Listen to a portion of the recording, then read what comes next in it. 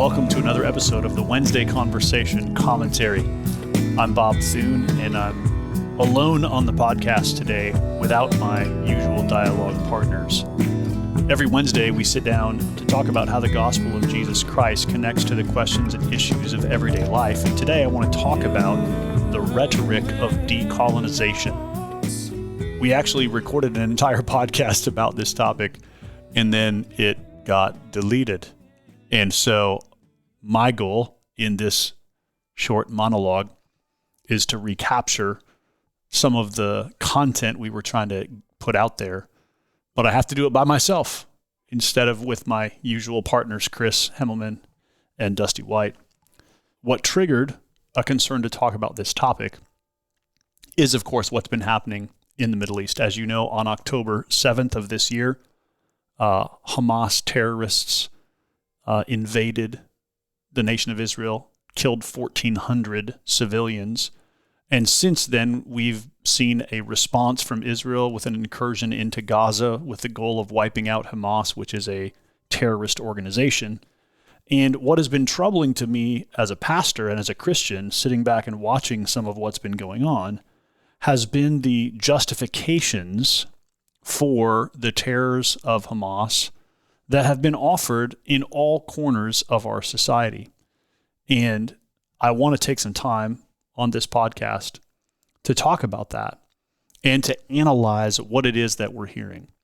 From a Christian perspective, I think we should always care about moral dialogue in our culture. We as Christians always care about what things are being justified, what things are being rationalized, what things in our culture are being labeled as good or bad, and what are the reasons behind those labels? What are the reasons those claims are being made? Because obviously, as Christians, we believe that there is a God, that we live in a moral universe, that God has given us a standard of right and wrong in his revelation, and therefore, we should always be attuned to the moral dialogue in our culture. One of the things that has been troubling in much of the dialogue about the Middle East is how many people, especially in our broader culture, have equivocated on the evil of the terrorist actions of Hamas and have not only said that those actions were justified, but even said that they are a necessary act of rebellion against a colonizing power. One of the interesting pieces that's been written recently related to the decolonization narrative that we're hearing is a piece in The Atlantic dated October 27th, 2023, by Simon Sebag Montefiore, who is a British historian, a Cambridge-educated scholar of history, who is himself a Jewish man. And it's a long-form piece. We'll link it in the show notes to this podcast so you can read it yourself. But I'd like to read some of his reasoning here as he introduces what he is recognizing and hearing in the broader dialogue. And again, it's not usually Christians who are speaking this way, but it is many academics, many student groups, many celebrities, many politicians. It is surprising in how many corners of our culture this language of decolonization is being used. Here's what Montefiore says in his piece. Since October 7th, Western academics, students, artists, and activists have denied, excused, or even celebrated the murders by a terrorist sect that proclaims an anti-Jewish genocidal program. Some of this is happening out in the open, some behind the masks of humanitarianism and justice, and some in code, most famously, from the river to the sea, a chilling phrase that implicitly endorses the killing or deportation of the 9 million Israelis. It seems odd that one has to say killing civilians, old people, and babies is always wrong. But today, say it one must. How can educated people justify such callousness and embrace such inhumanity? All sorts of things are at play here, but much of the justification for killing civilians is based on a fashionable ideology, decolonization, which taken at face value rules out the negotiation of two states, the only real solution to this century of conflict.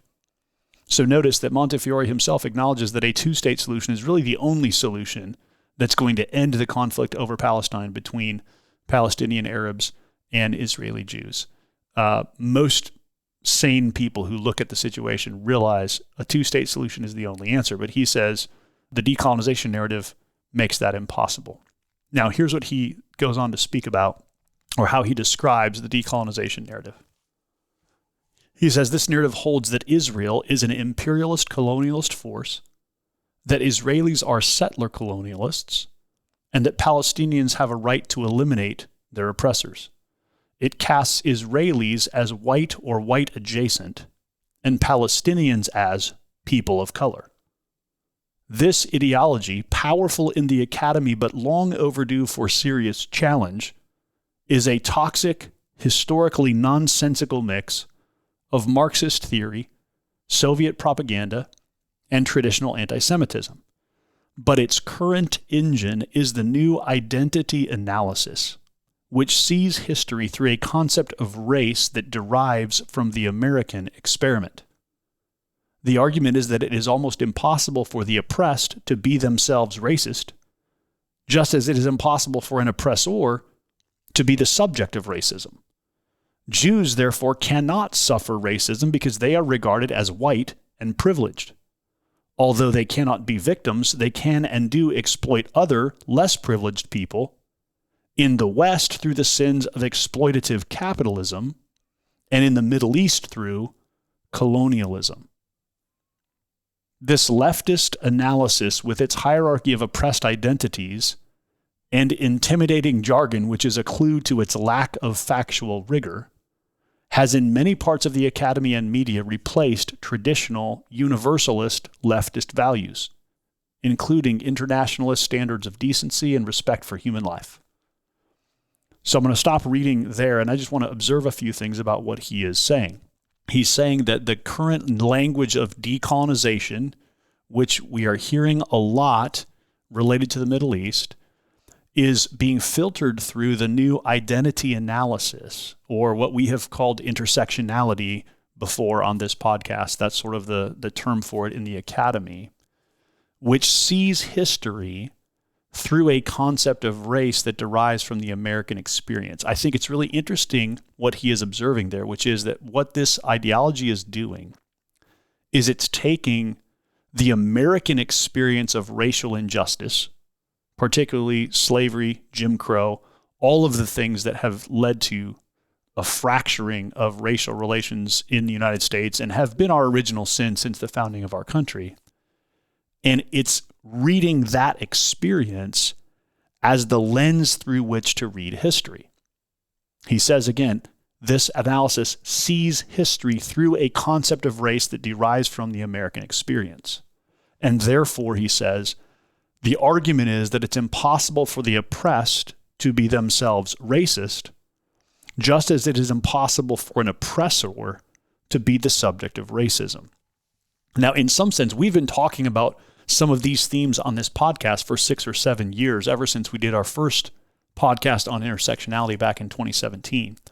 But I think what's happening in the Middle East right now is highlighting and revealing for Christians the grave dangers and the grave moral confusion that this kind of thinking creates and allows. And I think the reason it's important for us to talk about that is that this rubric, this way of thinking, has actually made its way into the church in great measure, not necessarily in a sinister way, not because anyone wanted to use a tool of analysis that would lead to oppression, but rather because of some of the racial conversations the church has been having over the last decade or so.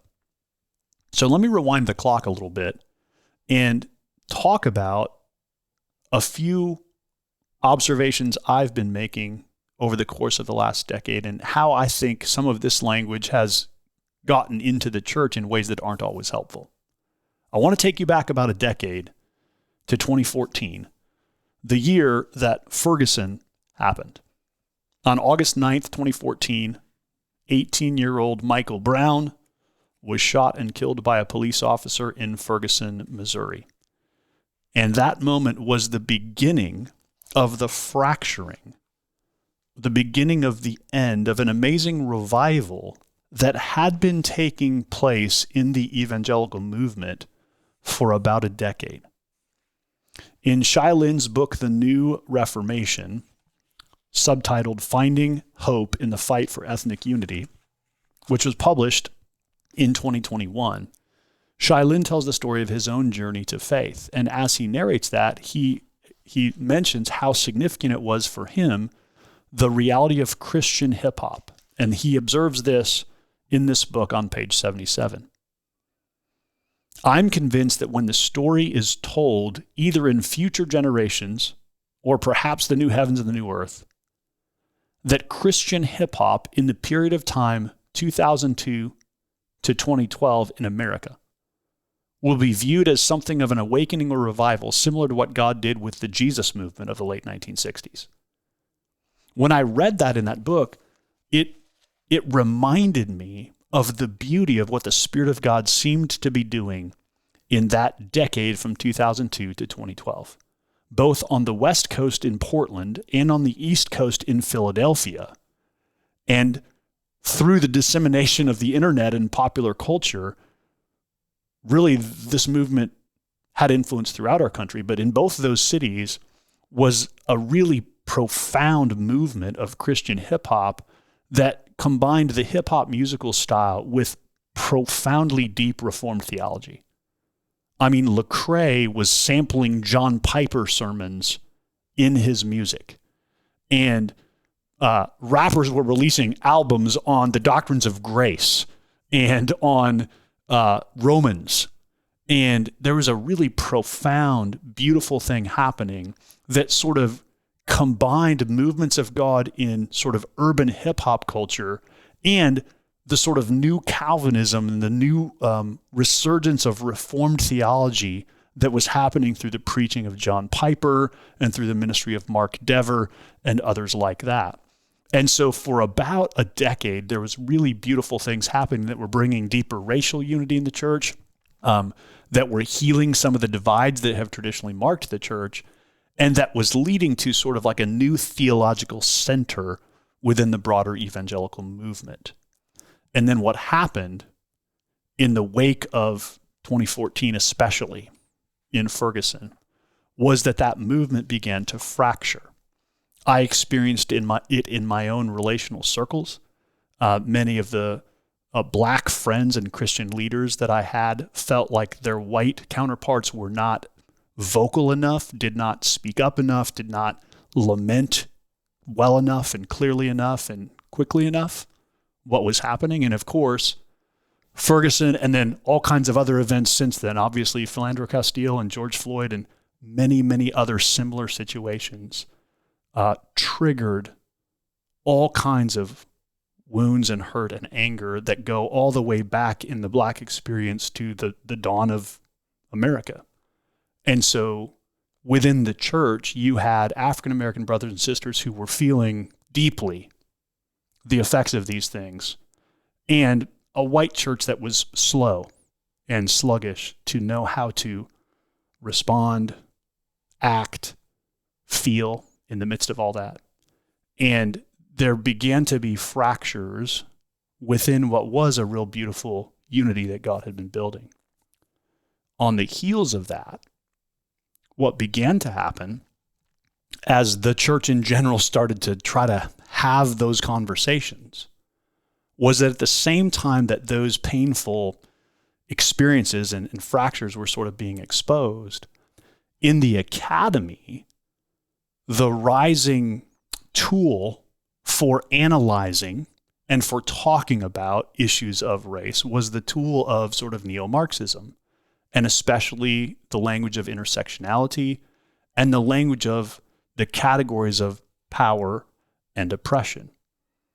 And so many in the church began using those categories, those tools as a rubric to speak about some of what they were experiencing. And that was not always done in the most careful ways. And so what began to happen in circles that I run in is that you started hearing language of, we need to decenter white voices. We need to decenter Puritan theology. We need to decenter historic sort of white European theological voices, and instead we need to center minority voices. Now, in those claims, there's always both a truth and a falsehood. The truth, certainly, is that there are ways in which any culture has muted certain voices and elevated other ones, and ways in which that always reflects dynamics of power. That's certainly true. However, the claims that were being made there, the statements that were being made, troubled me somewhat, but I didn't know why.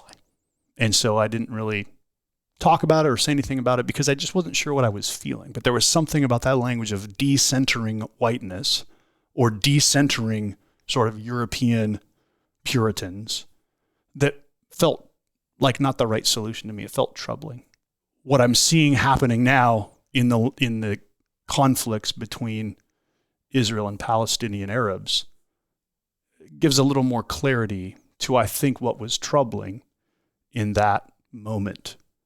And it reminds me, dialing back the clock even further, to the beginnings of Coram Deo Church, when we had a very wonderful ministry down the street from us that did work among the poorest of the poor in globally depressed areas. So there was a ministry headquartered out of Omaha, Nebraska that sent missionaries to live and work and minister among the poorest of the poor. And they were very influenced by Latin American liberation theology. Now, they had done a good job sort of recapturing that and framing it within a Protestant framework. But through connections to that ministry and some of the people that overlapped with our church, I began reading Latin American liberation theology just to familiarize myself with that stream of thinking and with how it was being appropriated and applied. And one of the phrases that ministry down the street frequently used and that I saw frequently in Latin American liberation theology was the language of God's preferential option for the poor. The Latin American liberation theologians, working mostly in the Roman Catholic tradition, had spoken of, as they read the Old Testament prophets and as they saw God's favoring of the poor and his judgment on the economic oppressiveness of powerful regimes, they applied that then to the structures of mid-20th century Latin America and claimed that God had a preferential option for the poor. That is, that God preferred the poor, that he was on the side of the poor rather than on the side of the rich. Again, that troubled me for obvious reasons, mainly the fact that the Bible does not speak that way. That though the Bible does have strong denunciations of oppressive affluence, you also have Jesus in the Gospels subsisting off of the generosity of many of the women who are wealthy, who are supporting his ministry. You have him commending people like Zacchaeus, a wealthy tax collector who turns in faith to Christ. And though you have parables like the rich young ruler where he says, go sell everything you have, that's not the monolithic framework with which Jesus deals with wealth and poverty. And so as I read the scriptures and read Latin American liberation theology, my conclusion was, in the conversations I would often have with people who were influenced by this ministry down the street, is that Jesus, the moral language of the New Testament related to wealth and poverty is not rich people bad, poor people good, nor can we rightly say that God has a preferential option for the poor simply because they are poor, but rather that what God wants is righteousness. And there are unrighteous rich people and unrighteous poor people, and there are righteous rich people and righteous poor people. There's more here than just means, than just material wealth, than just the station of what kind of life you are born into or what kind of existence you live in.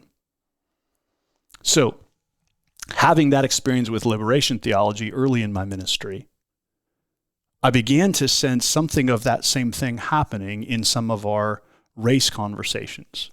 Again, usually driven out of good motives, out of the church trying to make sense of what is racial justice and what should our approach to the racial challenges of life in America look like.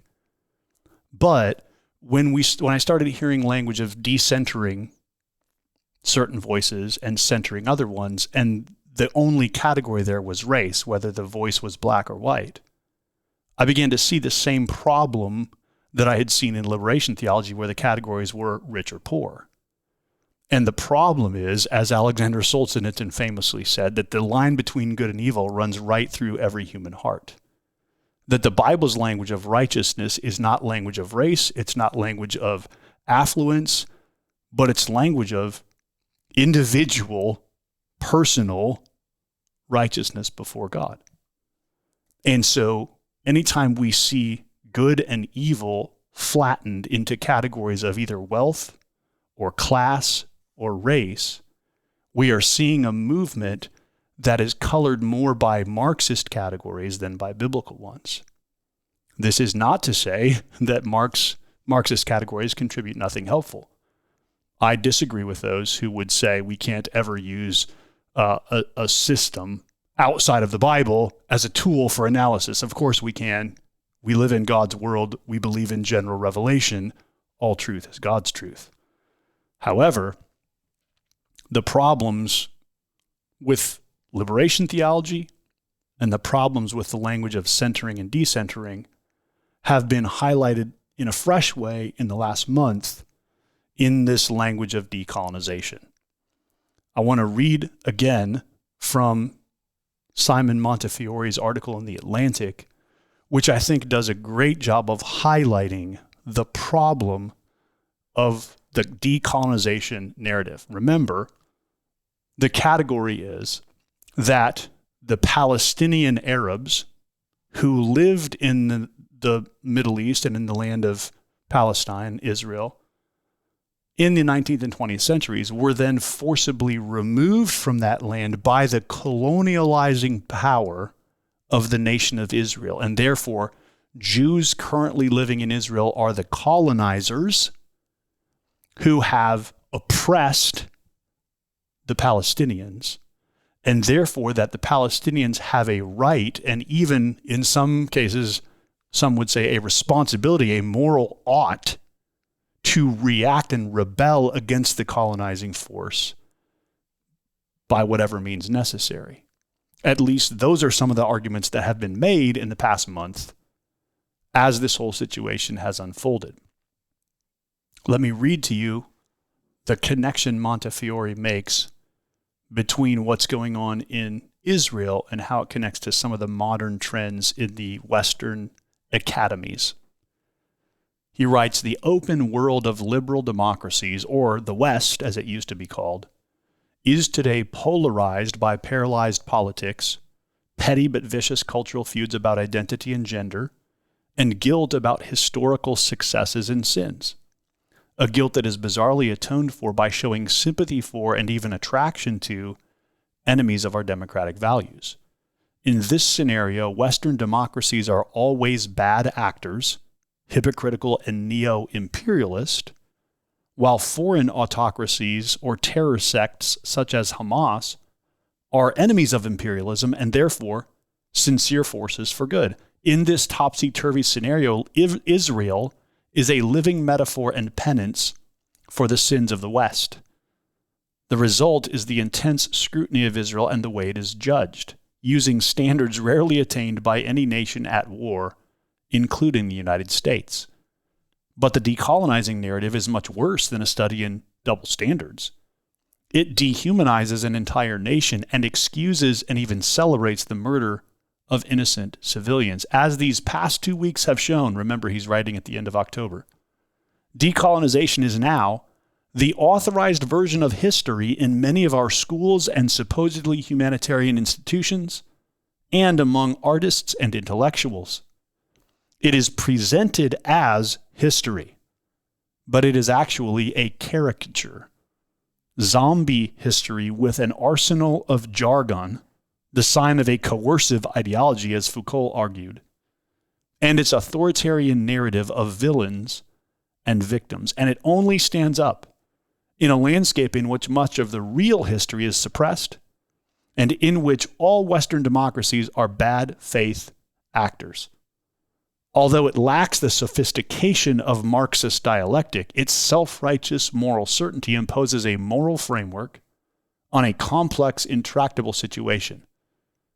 Whenever you read a book or an article and it uses the phrase settler colonialist, you are dealing with ideological polemic, not history. Now, in no way am I suggesting that everybody who uses the language of decolonization would apply that same rubric to challenges of race in the church, nor am I saying that those who were arguing for decentering white voices, or even those who would have embraced a certain kind of liberation theology, would also embrace their narrative of decolonization. I'm not saying that at all. But what I am trying to show is that there is a linear intellectual connection between all of these different ways of thinking and these rubrics and frameworks for looking at forces of oppression in the world.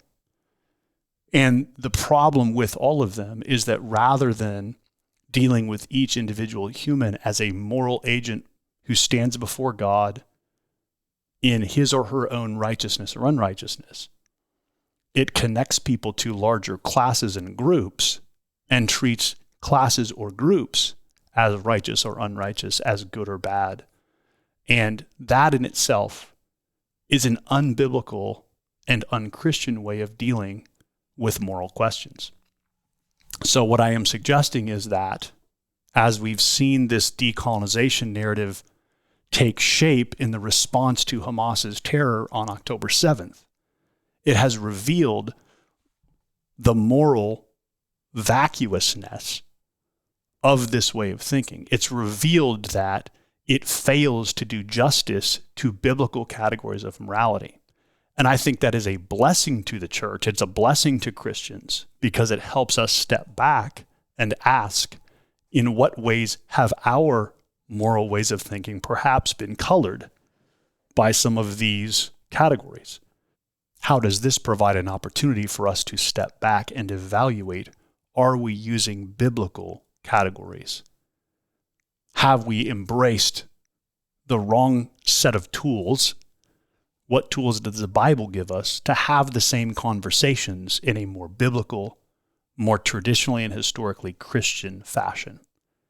The language of decolonization, the language of decentering, the language of a preferential option for the poor, this language will not work because it is not biblical.